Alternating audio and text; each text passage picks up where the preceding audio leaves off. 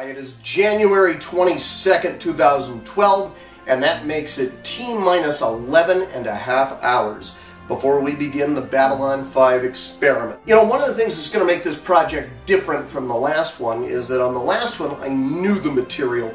On this one, it's largely new to me. You will be learning about it as I learn about it. Please don't worry about the rubber heads. You're going to see a lot of rubber heads on people, and they're going to be funky names. They're going to be new to me also. I'm going to try and be the best translator and ambassador I can. I am going to be tough on the show, but I'm also going to be fair. I hope to really like it. This many smart people who like this show probably are not wrong. So I am eager to be among them.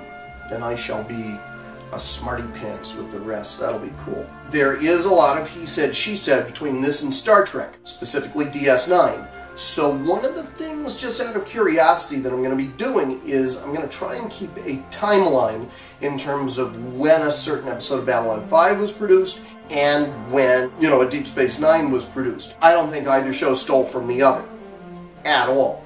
And I want to put that to rest. And I'm also curious about the similarities and when did certain things happen. What is 10 days, 10 solid days of this show going to be like? And keep in mind, this is not some guy sitting around eating Doritos watching TV.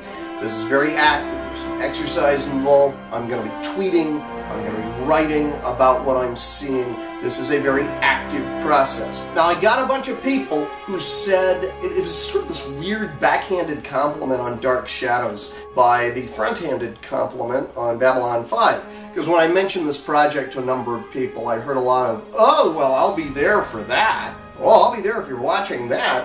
Well, all right, Johannes McQuarrie.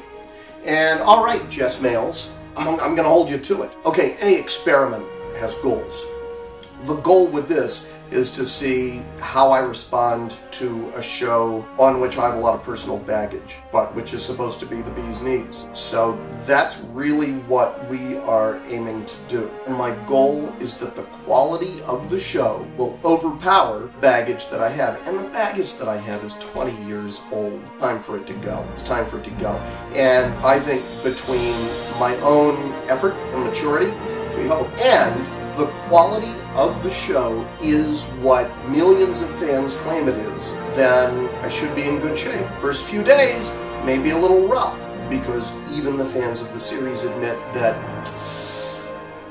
it's a little rough early on. But we'll see. So was Dark Shadows. So was Star Trek. So are so many shows.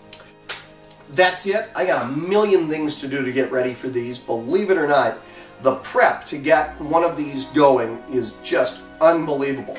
But the amazing thing is that unlike on Dark Shadows, where there's lots of stuff with discs, this is entirely automated. And at 7 a.m. when we launch, or 700 hours, it goes. So, looking forward to it. Take care. Real McRae signing off. See you in 11 and a half hours.